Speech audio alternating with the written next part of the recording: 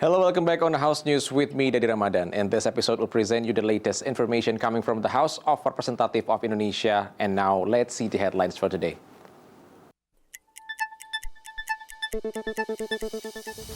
BKSAP emphasized the need to strengthen parliamentary diplomacy in promoting openness, transparency, and accountability through the Open Government Parliamentary Framework.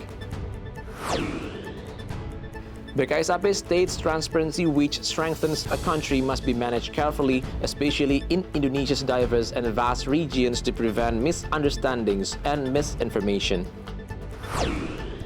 Commission 1 received a visit from the Egyptian ambassador highlighting cooperation in trade, energy, tourism, and cultural exchange. United States President Donald Trump announced a new import tariff policy where all imported goods are now subjected to a base tariff of 10%, but countries with large trade deficit with the U.S. face additional tariffs. The South Korean production company widely known for the success of the Oscar-winning film Parasite announced a partnership with the rising Indonesian production house Imaginary. The Working Committee on Open Government Parliamentary, in partnership with the BKSAP of the House, visited Bandung, West Java to gather inputs on the application of open government parliamentary practices. Vice Chairperson of BKSAP of the House, Bramantio Suwondo, hoped the Open Government Parliamentary Initiative can strengthen the relationship between the government and the public in delivering transparent public services. To reach this objective, BKSAP supports the use of social media to disseminate public service information.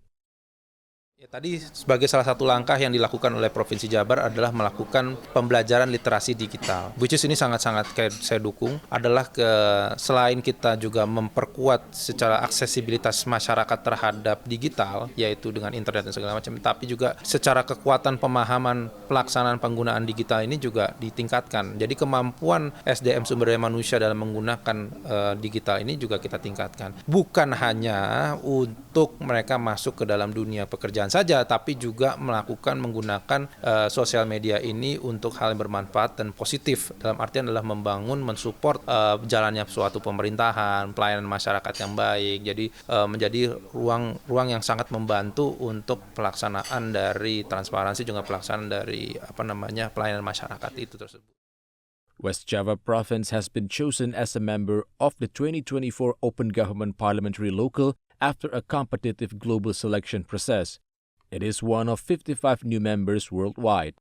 This achievement highlights international recognitions of West Java's commitment and readiness to implement open governance principles. From Bandung, West Java, Temiriansyah, TVR Parlemen, report. During a focus group discussion titled Promoting Transparency, Participation and Accountability Through an Open Parliament in Indonesia, BKSAP underlines transparency as pillar to build effective and resilient government. Vice Chairperson of BKSAP of the House, Hussein Fadullah, highlighted the government method in disseminating information to the public. Although transparency still needs to be improved, he mentioned challenges remain in ensuring clear and accurate communications to avoid misunderstandings. Menurut saya, yang namanya transparansi itu tidak akan merugikan dari sisi manapun ya. Adapun itu semua karena transparansi itu adalah sebuah fondasi ya bagi sebuah pemerintahan, di mana kalau transparansi itu kuat ya, maksudnya memang betul-betul dilakukan oleh satu pemerintah, satu negara, memang itu akan malah justru akan lebih memperkuat negara itu. Jadi semakin kuat, semakin transparan, itu akan semakin baik justru menurut saya seperti itu. Dan ini hal yang cukup baik dan juga menarik.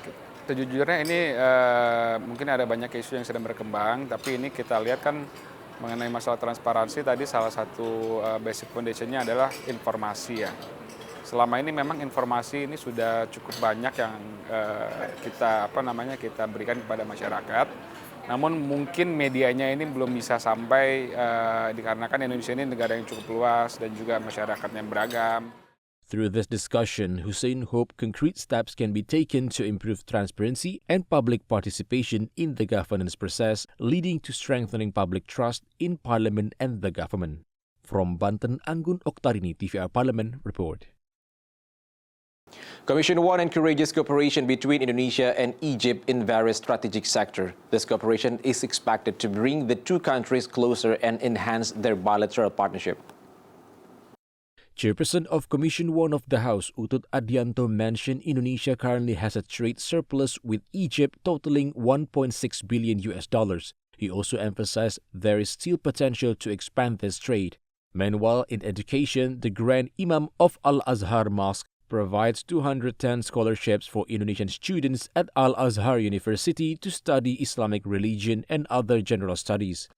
Bahwa Pak Prabowo juga ingin kerjasama militer ditingkatkan, juga perdagangan. Mereka sendiri mengharapkan kurmanya bisa nembus pasar Indonesia. Mereka penghasil dates terbesar di dunia dan penghasil orange, buah jeruk terbesar di dunia. Saya rasa kita harus, ini bagian dari kerjasama, toh kita juga butuh kurma. Di sini kurma kalau bulan puasa, Ramadan kan semua orang bukanya dengan kurma. The Egyptian ambassador to Indonesia, Yasser Hassan El-Shemi, supports strengthening bilateral relations between Indonesia and Egypt, especially after two visits by President Prabowo to Cairo in December 2024 and April 2025. He added these visits will open more cooperation opportunities in the future. There is an upcoming visit for economic investment and trade Indonesian delegation to Cairo by the end of this month.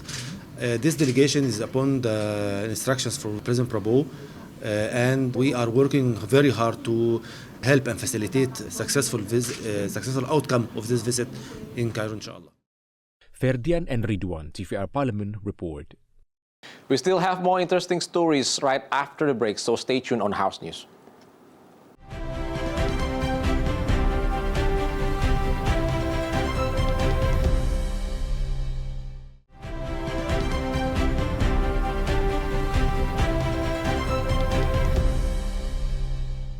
Indonesia can take advantage of the United States import tariff policy, which has extended the global trade war. As trade between major countries becomes more limited, Indonesia has a chance to enter new markets seeking alternative partners. Member of Commission 6 of the House, Sartono, highlighted the need for the government and all stakeholders to be ready to face disruptions in the global market caused by the trade war. He said export opportunities to new markets should be done immediately while also strengthening MSME products within the domestic market. However, the strategy must be supported by improving the quality of domestic products and intensifying campaigns to promote local products to enhance Indonesia's global competitiveness. Dampak daripada perang tarif ini yang sekarang sebetulnya diperpanjang ya waktunya 3 bulan. Jadi saya pikir ini kita juga momen yang bersiap. Tentu kita juga harus melirik itu diversifikasi pasar di negara-negara yang bisa kita tembus tentunya. Dan juga sekaligus memperkuat daripada produk-produk UMKM kita untuk pasar domestik lah kurang lebih begitu. Juga tentu meningkatkan kualitasnya tentu dan juga momen untuk mencintai produk dalam negeri. Pemerintah dalam hal ini kan negosiasi. Tetapi kita juga harus bersiap itu menembus pasar-pasar baru, pasar-pasar ekspor baru untuk mengantisipasi. Furthermore, Sartono urged synergy between government policies, legislative support, and business participation to build a resilient and adaptive national economic ecosystem amid global uncertainties. Bondan and Rian, TVR Parlemen, report. Although the government has blocked thousands of online gambling sites, similar platforms continue to appear. Commission 1 urges the government to take strategic measures and innovations to eliminate online gambling in Indonesia. Member of Commission 1 of the House, Julius Setiarto, said the government's current efforts are not enough to break the cycle of online gambling. The efforts to combat this cybercrime have not yet reached the root of the problem. Moreover, existing regulations are also inadequate in setting sanctions that can deter perpetrators and gambling operators. Therefore, he urged the government to go beyond repressive policies by also adopting preventive and corrective approaches. Kita tidak bisa berhenti sampai pada level pemblokiran. Hari ini diblokir, besok akan muncul 1000. Tetapi harus ada langkah dan strategi yang punya efek jera yang besar, itu pertama. Lalu yang kedua juga dibarengi dengan pembuatan regulasi-regulasi yang lebih detail lagi. Contoh misalnya kaitannya dengan penindakan. Penindakan harus terus ditindaklanjuti sampai pada akarnya. Ujungnya ini siapa sebenarnya? Karena menurut saya judi online tidak bisa hanya digerakkan oleh orang-orang biasa. Pasti ada jaringan yang punya kekuatan cukup besar yang menggerakkan ini. Nah, ini yang harus diusut sampai ke sana. Dan saya yakin kepolisian RI punya kekuatan yang cukup untuk melakukan itu. Eradicating online gambling requires collaboration between government agencies and law enforcement. Thus, Julius recommended a legislative synergy and oversight forum involving multiple relevant commissions to eliminate online gambling. From Depok, West Java, Alfat Rizky, TVR Parlemen report. Commission 9 reminds the government to proceed carefully after the moratorium on sending Indonesian migrant workers to Saudi Arabia was lifted. They emphasized the importance of strict oversight and strong policies to prevent illegal placements. Member of Commission 9 of the House Tuti Kusuma Wardani pointed out the placement of Indonesian migrant workers to Saudi Arabia must be done through official channels in line with Saudi government regulations and involving authorized Indonesian migrant worker placement agencies. Furthermore, she also urged the Ministry of Migrant Worker Protection to focus on its role as a regulator, not as a participant in placement activities. The ministry must be transparent and able to enforce strict actions against any violations. Untuk penempatan PMI di Saudi Arabia ini masih perlu untuk dilanjutkan. Apalagi sudah ada arahan Presiden untuk melanjutkan daripada penempatan ini. Yaitu tentu moratoriumnya itu harus dicabut. Toh dengan adanya moratorium, keadaan malah menjadi lebih buruk lagi. Yang ilegal lebih banyak lagi. TPPO akhirnya terjadi. Bagaimana sekarang kalau kita sendiri dari pemerintah Indonesia mengajukan suatu tata kelola yang baik, yaitu tentang reformasi hukum dan tata kelolanya. Kementerian P2MI sebagai regulator tidak boleh bertindak ikut sebagai pelaku. Bersihkan, kemudian baru berani akan menindak tegas. Cooperation between agency and educations for future migrant workers are needed to ensure overseas departures follow proper procedures and safety standards while also preventing illegal routes that have negatively impacted migrant workers. Andri Triana, TVR Parlemen report. After the break, we'll bring you more updates on movies and entertainment, so stay tuned on House News.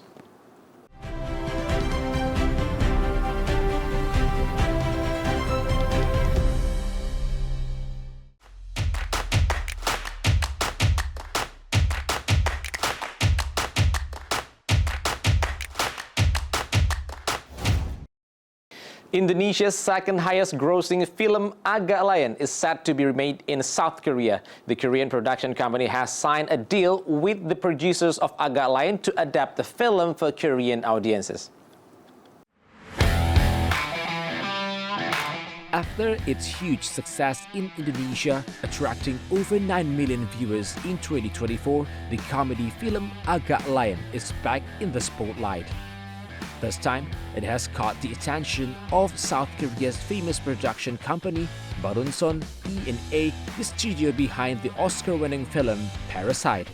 Barunson plans to create an international remake of Agak Lain.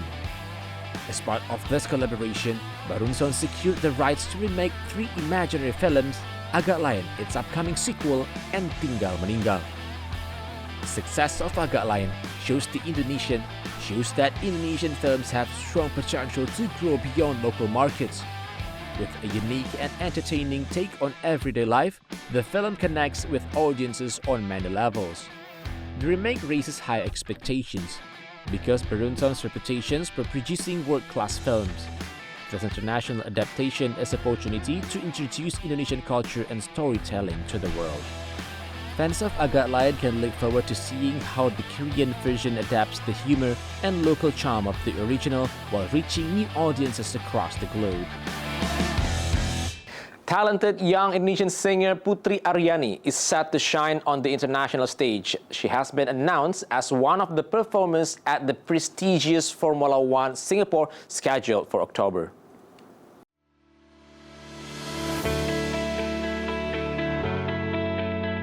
Each year, the Formula One Singapore Airlines Singapore Grand Prix draws major anticipation, not just for the thrilling on-track drama, but also for the stars lineup.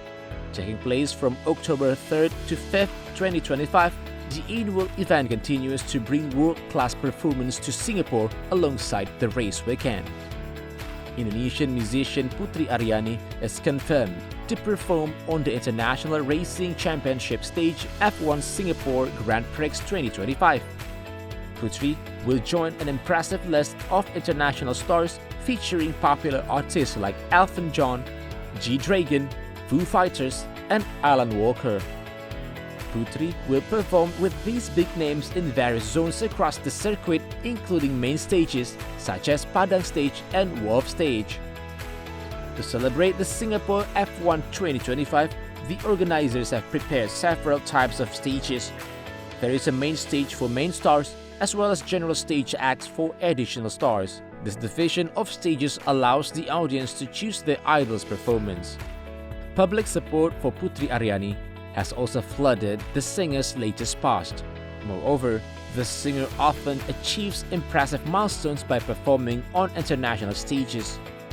For instance, she performed at the 2018 Asian Para Games, collaborated with international singers, received the Golden Buzzer, and reached the top 4 in America's Got Talent.